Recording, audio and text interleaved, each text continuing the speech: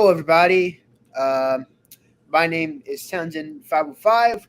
Welcome to my channel. If you are new, or welcome back if you're a lovely viewer or subscriber. Today, me and Jacob Martin on Jacob Martin, we're going to be reviewing Johnny Cash's fifth overall album, or if you're going to be technical, fourth studio album. So, how are you doing tonight? I am doing well. Uh, Nice. I am so excited to talk about this album. Yes. The name of the album in question is Songs of Our Soil.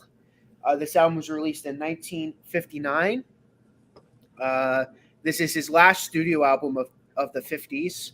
We have one more album to talk about next episode. It will be the last episode of season one. So there's that. Mhm. We'll be moving on to season two pretty soon. But yeah, it's Songs of Our Soil. This is his very first concept album. Um, I'll I'll let you take stage though. Give your brief thoughts, or if you have anything else you want to say. All right, so do have a little bit of background information. Like you already said, Nick, this was Johnny Cash's first concept album because the central theme surrounding the album Songs of Our Soil is that of death. Just about every song on this album references death in some way. The reason for that is, according to the Wikipedia page, and I'll just read it from the Wikipedia page, by his own admission, Cash was becoming fascinated by death during this time, in part due to his growing dependence on amphetamine and barbiturate.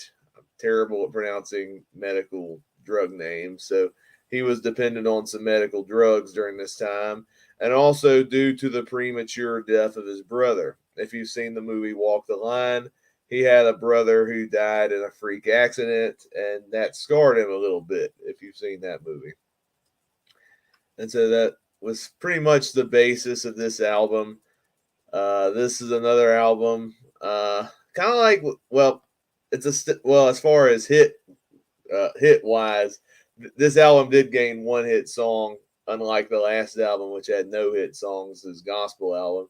This one at least had one hit song, so I think this album's kind of forgotten about by some Johnny Cash fans because there's not that many hits on it. It just has one hit on it called 5 Feet High and Rising, which I think did okay on the chart. I saw it hit number 14 on the country chart, but it obviously definitely not as big as some of the past songs that we've talked about. But uh, when you actually look at this album, I think it's pretty underrated. It's kind of cool that you got Johnny Cash doing an early form of a concept album before it became mainstream in rock music. I just think that's really cool.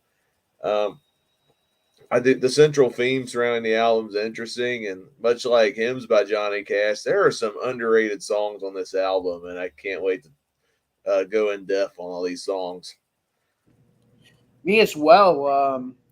I'm gonna be like when I was reviewing this with Jake. When I was with Jacob on this, I was with Jacob. I had no idea any of the songs on the album. Definitely an underrated album, I must say. Usually Johnny Cash fans, when they think of an album, they think, of course, the big live albums, plus, the first album. Really, really good concept album. If you really like this concept album, you're really gonna like the one album that I do know. Uh, Ride This Train. It's I'll another. ride this train. Um, but without further ado, um, let's get to the first song on the album, "Drink to Me." Drink to Me. So when I first listened to this album, this was my least favorite song on the album. But then I actually listened to the album a second time just before we went live, and I'm like, you know what? I actually do really like this song. What's cool, much like with the fabulous Johnny Cash and His by Johnny Cash, the Jordanaires are on backing vocals on a good chunk of this album, and like I said, the last two reviews, they're the secret sauce to making a song awesome because they've done some awesome backing vocals. People like Johnny Cash, Elvis, and yeah, they're the ones who make this song. Also, drink to me, drink to me, drink to me. I'm not sure how this fits with the theme of the rest of the album. It's unless they're drinking themselves to death. I don't know, but I still think it's a catchy little song. I like the backing vocals from the Jordanaires. It's not my favorite on the album, but it's still pretty good and a decent way to open the album. Cool. Would you add it to your hits and more playlist now, or Yeah, yeah. because I remember you leaving it out the first time around. Yeah, I need to add it to the playlist. It's warrants a spot on the playlist after the second listen. Cool. I love this song. I think it's a really good opener. This is in my top five.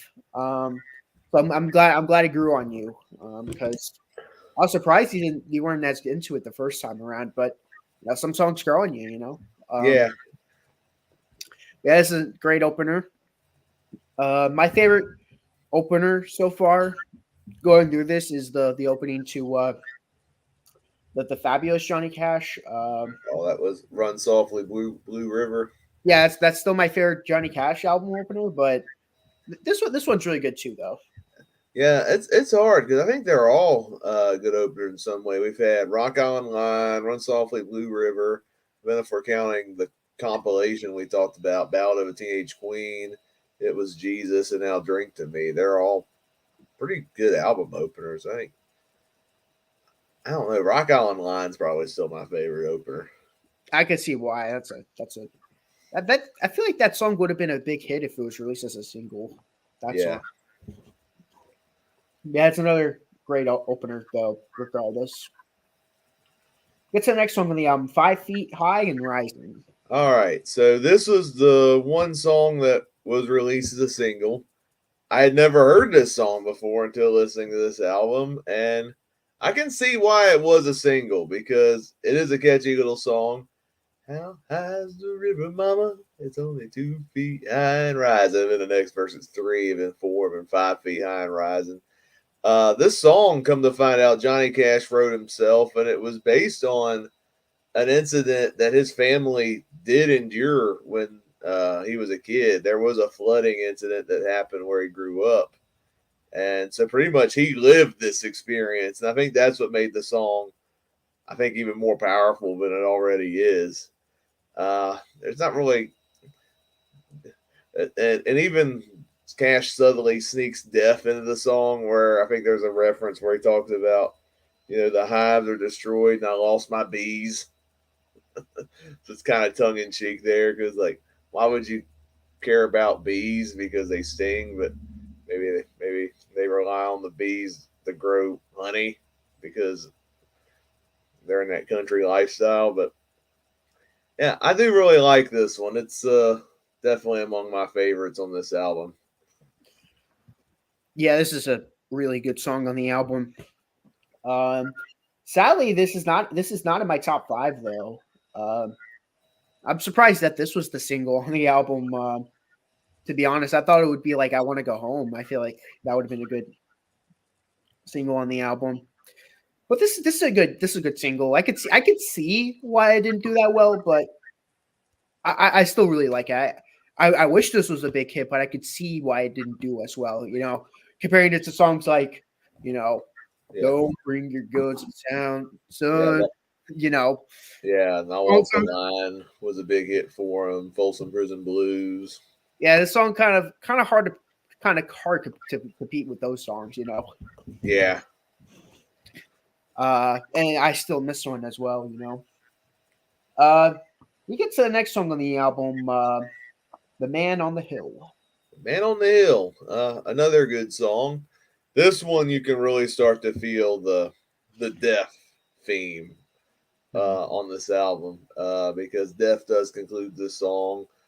Story told about a man on a hill who helps uh, him and his family during difficult times, and then the song ends. He dies, and he's with the man in the sky. So there's that spiritual connection. I like this song fine. Johnny Cash, he sings well on this album. He does a good job singing catchier songs, slower songs, tearjerker songs, and no exception here. Uh, Listening to this album again, there's just so many really uh, great tracks on this album. I think he does a good job of capturing the theme of this album very well, and it's hard doing a ranking of these songs, especially when these songs share a similar theme. It's like which one do I like more above the other? But Mm-hmm. I think this one is pretty good. There's some good songwriting to it that I like. Yeah, I like the song a lot too. It's also not in my. It's probably not my top five. Uh, yeah, it's not in my top five either. Spoiler alert. Yeah, it's really good, but you know, it's kind of hard though to like you kind of pointed out. It's like it's hard to rank these Johnny Cash songs because like all these songs are good. None of them. I've yet to hear a bad Johnny Cash song yet. This is another really good song though. Uh, yeah, I like the feel of it. Really good song. Uh, get the next song on the album, Pink and Joe and Me. All right, another storytelling song. Yeah, this song is pretty cool. It's one of his darkest songs, probably, because it's talking about these three miners who go out doing their thing, and then they pretty much all slowly die of starvation, and their bodies get eaten by vultures. That's pretty much the song. But he, it's crazy how you got the signature Johnny Cash beat, uh, with the guitar playing, doom, doom, doom, and he's singing this dark song, and you got the Jordanaires going. I mean, Johnny's like, "Oh, he's dying," and then they're going, "Dying, dying, dying." It's to me, it's kind of funny that uh, it's kind of funny that you have a catchy song, but yeah, it's a dark song at the same time. The juxtaposition of that, I think, is kind of crazy, but I do think this is a cool song though, and it's in my top five from this album. Yeah, this didn't make this is probably towards the lower end of my list, but having that said, this is another really good song. It's so dark. It's such a dark song, something you would never expect Johnny Cash to sing. You expect him to write messed up songs, but not this messed up. Yeah. Well, You then expect it to again, this is the same guy who sang "Cocaine Blues." So. fair enough, but at least it's like not as dark, like about kind of like what you were saying about vultures eating them after they die. It's a crazy song. I Yeah. half of me wasn't expecting it, but other half of me kind of like what you're mentioning, like with songs like Cocaine Blues. I'm like, yeah, I'm not too surprised. I'm surprised, but I'm not like, oh my god, like I'm not shocked. I'm just like, huh, he did that. Okay, kind of like that kind of thing. Yeah, I really like the song though. It's very very dark though. Um, Yeah. we get to the next song on the album, Clementine.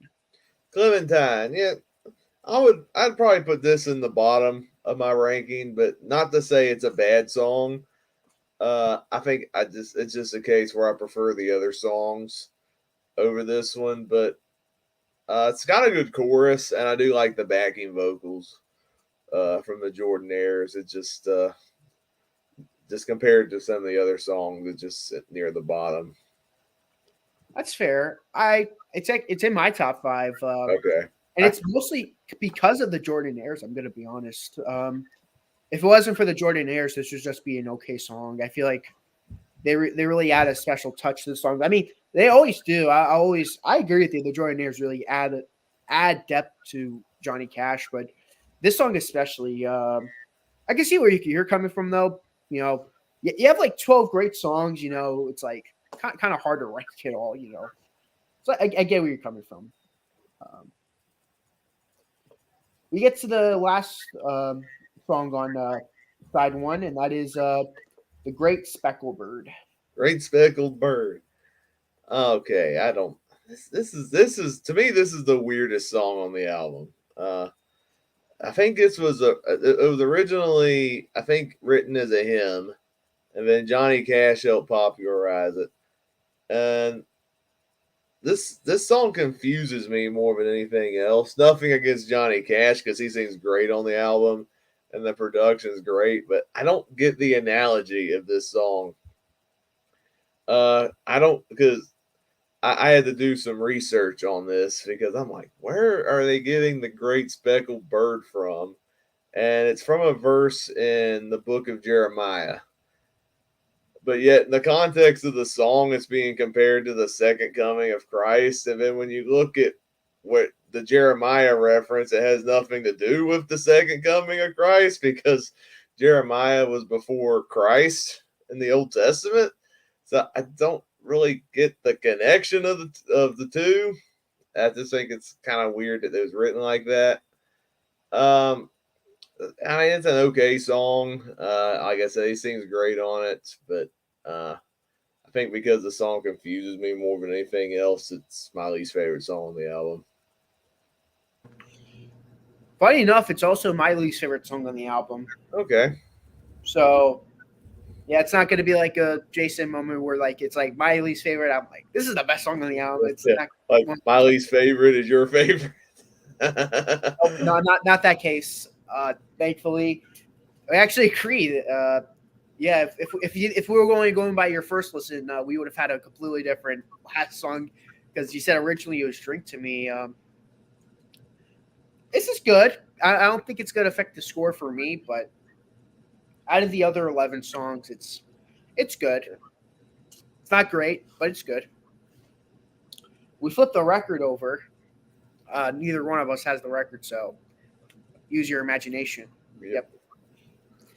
We get to the next song on the album. Sloop John B, aka "I Want to Go Home."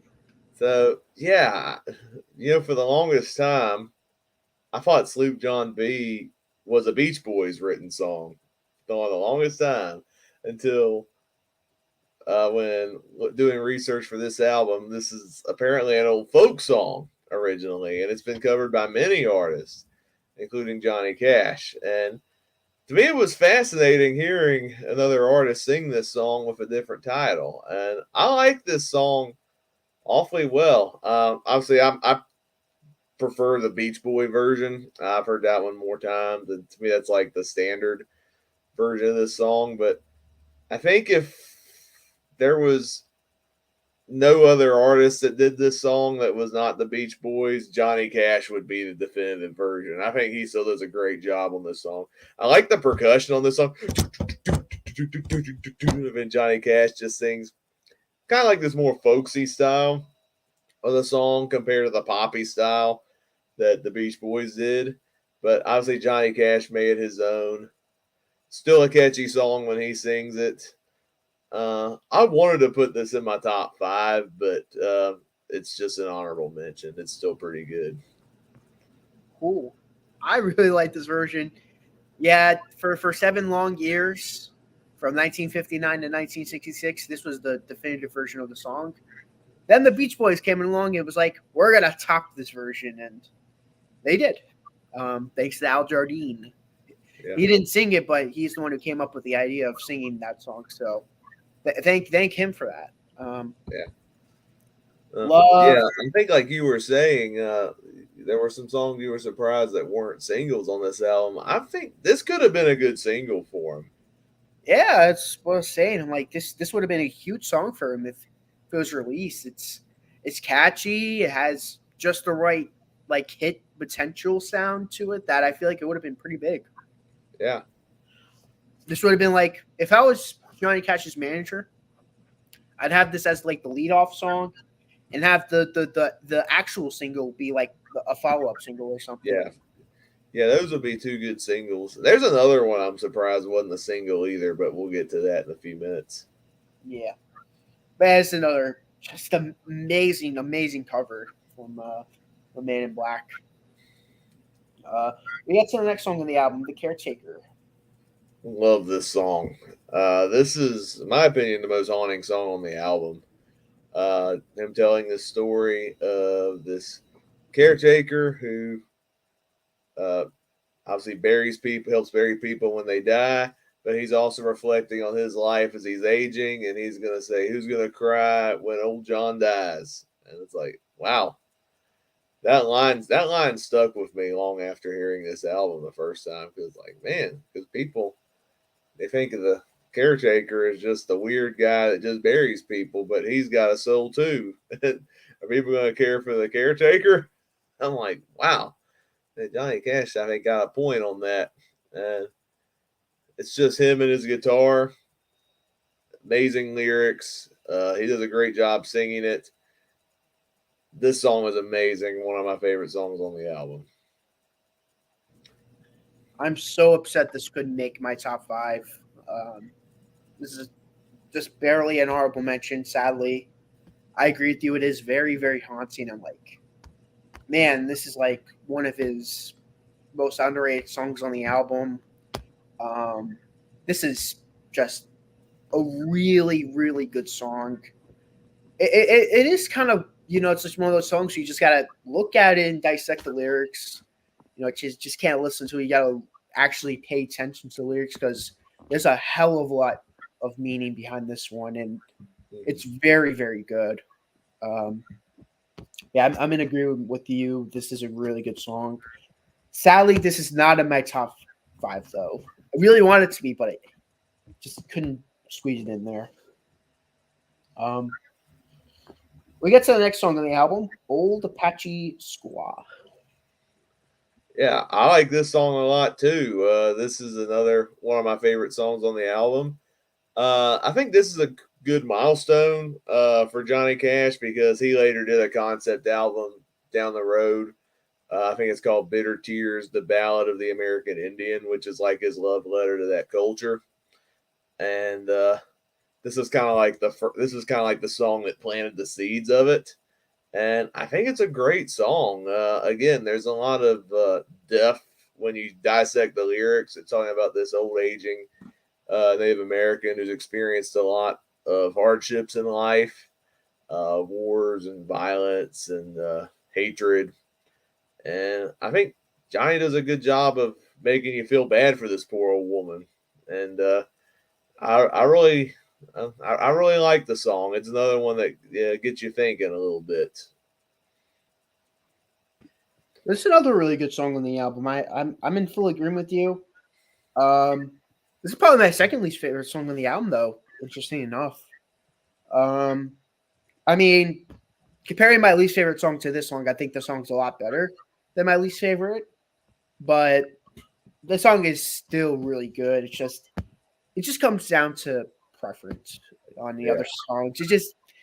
It's hard to rank Johnny Cash songs because it's like there's like no real stinkers yet. It's not like, oh yeah, this is way better than these songs, or these songs are really worse than these. We haven't reached that part yet. It's like these songs are all good.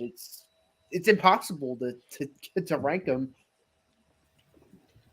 Yeah, it's like when you have a consistent streak of quality, it's definitely a preference thing. Because even when we did Willie and the Poor Boys just recently, it's like I loved all the songs on that album. It's just obviously there's songs I prefer more than others, but there's no bad songs. Even the only reason I had the instrumental tracks in last is because they were instrumental tracks. Exactly. We get to the next song on the album, Don't Step on Mother's Roses. Yeah, I like this one a lot too. This one, again, another good story behind it, involving roses and how it ties back to the memories of a loved one and kind of like the emotional ties to that. Uh, there's some great songwriting in this song and some good guitar playing and some good Johnny Cash singing. It's not a top 5, but again, it's another really good song. I know it's tough. It's in my top 5 too. It's in my top 5. It's like we both agree it's amazing, but it's just where we rank them. That's probably going to be the difference. It's weird. Yeah. It just proves how great this album is that Like is that like most of the songs are so amazing, but like our top five is gonna be completely different from what I could tell already. I really like this song though. I this would have been a good single, if you ask me. I don't think it would have been big, but this would have been a decent single had it I been. can, I can kind of see it. But we get to the next song in the album, "My Grandfather's Clock." See, this is the song that I think should have been a single. I can see this being a real big hit for him. I really like the use of the clock that's being used as like the rhythm of this song, and it doesn't come off as annoying. I think it's a cool addition to this song. And again, the storytelling in this song is great about the grandfather's clock and how it's with the grandfather his whole life. And then even though this is one of the more catchier songs on the album, it still has one haunting lyric that that does stay with. It's like, and then the clock stopped, never to go again when my grandfather died. I'm like, dang, it got dark all of a sudden there. I'm like, man. But yeah, this is another one of my favorite songs on the album. This is another great song on the album. Again, this and The Caretaker are two songs that I really wanted to be in my top five, but they're just barely missed it out. I'm like, just barely honorable mentions for me. It's so sad, but because I know because they're so good, such a good song, but it is what it is, But yeah, I agree. It's like, you have this catchy song and then get that lyric out of nowhere. It's just like, whoa, where did this come out? Where did this come from? But that's crazy. We reached the last song in the album. It Could Be You, parentheses, instead of him. It's kind of weird because I think both side one and side two on this album, in my opinion, don't have the best closers. I like this one better than The Great Speckled Bird. I think what elevates it is the Jordanaires. The backing vocals they have on this song are awesome. But I don't know. I think if My Grandfather's Clock would have been a better album closer, because I think it would hit harder on that haunting final line. It's like, man, I just heard a really downer of an album involving death, and Johnny Cash did an amazing job on it. This one is just like, I don't know if this song fits the concept of the album well, but on its own, it's a pretty solid song. But it's not one of my favorites. That's fair. I like the song. This barely made into my top five. I think it's a good closer. I'm gonna be honest; it's probably my least favorite album closer from him so far. Yeah, my favorite album closer. Oh, what's your favorite album closer so far? Let me look. We got this one. We got God Will, Big River, Supper Time, and I think Doing My Time. My favorite, Supper Time. Mine is Big River. That's a great song. Yeah, that's a really good song. But what is your top five? My top five. All right. I got 3 honorable mentions. The ones that were close to making my top 5 were The Man on the Hill, Don't Step on Mama's Roses, and I Want to Go Home. I Want to Go Home would have been my number 6. That one was the closest to making the top 5. But my top 5, number 5, Hank and Joe and Me. Number 4, Old Apache Squaw. Number 3, The Caretaker. Number 2, My Grandfather's Clock. And number 1, 5 Feet High and Rising. Wow, we don't share any songs from the top 5 at all. Oh wow, that just shows you how good this album is. Yeah. My 3 honorable mentions will be My Grandfather's Clock, The Caretaker and The Man on the Hill. As for my top five itself, number five, it could be You. Number four, Drink to Me. Number three, Clementine. Number two, Don't Step on Mother's Roses. And my favorite song on the album, I Want to Go Home. All right. That's my favorite song on the album. I couldn't help myself. Yeah. Yeah, I can see that. I mean, it's a great song. Plus, I'm so familiar with it. Yeah. You know, not with this version, but I'm familiar Yeah. with the Beach Boys version. Yeah, I mean, we connected with the Beach Boys, so when you hear another artist sing it and do a great job on it in itself, it's like, oh yeah, gotta associate that as a great song. Mm-hmm. But what's your score gonna be? All right. Well, when I listened to this album the first time, I was gonna give this an 8 out of 10.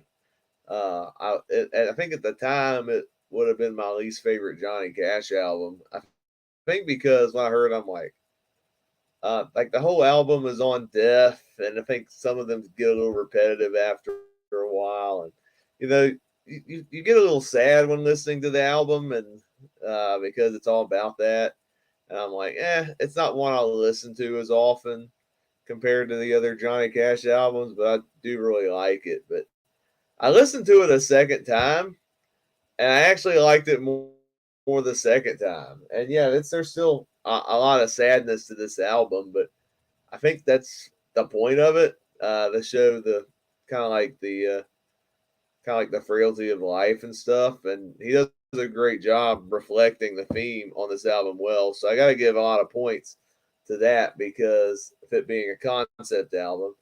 I'm not a big fan of Great Speckled Bird. That's like my one big drawback. Aside from that, it's a fantastic album. And I'm going to go 9 out of 10 on Songs of Our Soil, which that means if you're 4 out of the 5 albums we've covered so far have been 9 out of 10. So yeah, That's pretty good. he's on a great 9 streak. Yeah, in terms of studio albums, yeah, you've given all four of his studio albums 9 out of 10s, which is big, which is really big. Yeah. You know, even though it's not even though none of them are 10 out of 10, it's still good to be consistent. You know. Yeah, he's always been consistent. very consistent.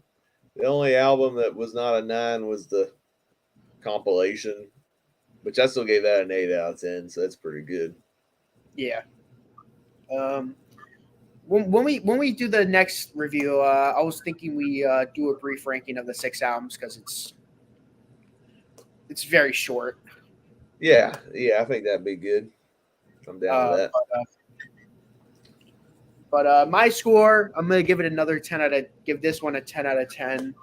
I've been consistently giving them 10s because I've yet to hear any bad song of his yet. I think every song he's done is good.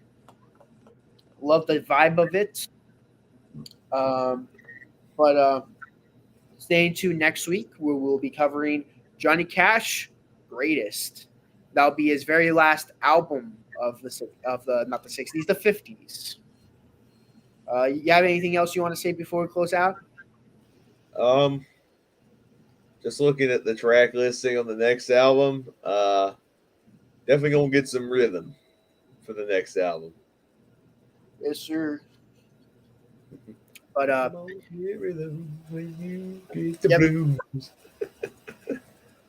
it's another blind spot album for me, so that's the only song from the album I know. So so yeah, you know one song, I know nothing, so this is gonna be an interesting discovery for me. But been loving this series. I love doing Johnny Cash with Jacob. But thank you guys so much for watching this video. No one on the live chat. No one was watching in the live stream, but whoever's watching the replay, thank you so much for watching. I'll see you guys in the next one. So long. bye.